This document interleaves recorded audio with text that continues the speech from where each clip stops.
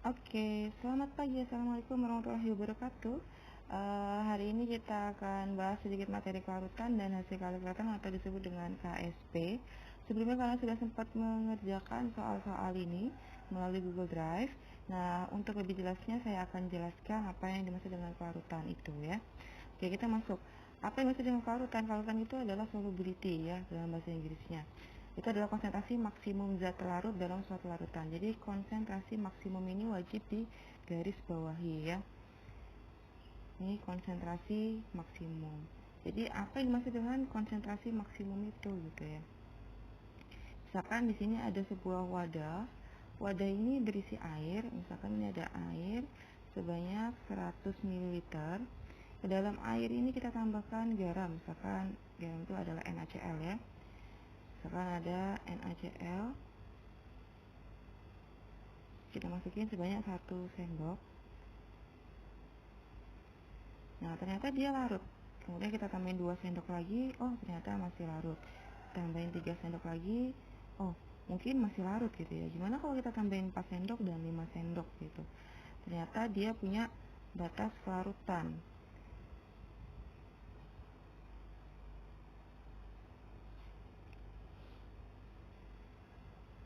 Nah, ternyata dia punya batas kelarutan di mana ketika ditambah 4 sendok itu sudah tidak larut lagi, jadi mengendap di bawah sini ya. Jadi endapan di bawah sini. Nah, batas kelarutan itulah yang disebut dengan kelarutan tadi ya. Nah, kelarutan sendiri itu satuan kelarutan sendiri itu adalah kalau untuk yang mudah larut dinyatakan dalam gram per 100 gram air. Namun untuk zat yang suka larut dalam itu kelarutannya dinyatakan dalam mol per liter atau molaritas ya. Jadi setara dengan molaritas itu dimaksud dengan kelarutan. Oke, misalnya kayak gini, kita mau menyatakan kelarutan nih. Sebanyak 6,64 mg Ag2CR4 dapat larut dalam 100 ml air. Nyatakan kelarutannya dalam Ag2CR4 tersebut dalam mol per liter. Kita diminta untuk menyatakan kelarutannya dalam mol per liter atau disebut dengan molar ya. Oke. Berapakah kelarutan atau S-nya dalam molaritas ya? Nah, kalian harus tahu bahwa molaritas itu adalah gram per mr dikali 1000 per V ya. Volumenya itu dalam satuan mililiter. Oke, kita tahu bahwa gramnya dia sudah ada. Gramnya adalah 6,64 mg. Tapi misalnya satuannya miligram, maka harus dirubah dulu dalam bentuk gram. Itu berarti kita harus bagi 1000 karena miligram ke gram itu naiknya 3, naik 3 berarti dibagi 1000. Berarti 6,64 itu harus dibagi 1000 ya. Ketika kita bagi 1000 berarti itu setara dengan 6,64 dikali 10 pangkat min 3. 10 pangkat min 3 seperti itu. Berarti ini adalah 6,64 dikali 10 pangkat min 3. Oke, seperti ini. Kemudian dikali 1000 seperti itu. Dibagi kan 1000-nya ya dari sini ya, ini 1000-nya ya. Oke, kemudian dibagi mr per milinya, ini volumenya adalah 100 ml ya. Volumenya adalah 100 ml. Oke, kemudian ini harus dibagi dengan mr-nya. Nah, untuk mr-nya ini berapa? Kita akan hitung mr-nya. Nah, seperti ini. Jadi mr-nya Ag2CrO4 itu adalah AR-nya Ag. Karena Ag-nya ada 2, berarti dikalikan 2, ditambah AR-nya Cr, Cr ada 1. Kemudian ditambah O, O-nya ada 4, berarti dikalikan 4. Sama dengan untuk AR-nya Ag ada 108, dapat dari mana? Nah, dapat dari sini ya, ini 108. Kemudian dikalikan 2 karena Ag-nya ada 2, ditambahkan 52 dari mana? Itu adalah dari AR-nya Cr, ini 52. Kemudian ditambahkan lagi 16 dari mana? Itu ada AR-nya O dikalikan 4 karena O-nya ada sebanyak 4 ya. Kemudian 108 dikalikan 2 adalah 216 ditambah 52. Ingat ya, perkalian itu diselesaikan dulu, jangan ditambahi dulu ya. Perkalian selesaikan dulu baru dijumlahkan. Ditambah 52 ditambah 64 dari mana? 16 dikalikan 4 itu 64. Kalau kita jumlahkan ketiga-tiganya, 616 tambah 52 ditambah 64, jawabannya adalah 332 untuk MR-nya ya.